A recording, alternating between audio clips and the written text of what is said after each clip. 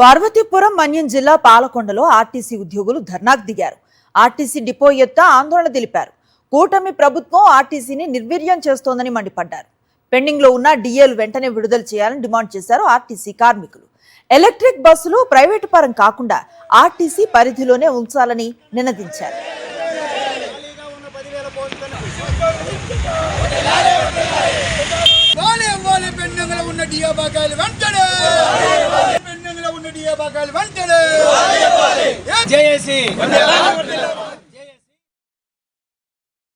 ఇప్పుడు ప్రభుత్వం వచ్చిన తర్వాత ప్రైవేట్ ఆర్టీసీ ఎలక్ట్రికల్ కోసం ప్రైవేట్ పెట్టి ఆర్టీసీని నిర్వీర్యం చేస్తాను కాబట్టి దానికి మేము తక్షణమే ఆపుదల చేయాలని చెప్పేసి మా యాజమాన్యానికి అలాగే రాష్ట్ర ప్రభుత్వానికి విజ్ఞప్తి చేస్తూ ఉన్నాం.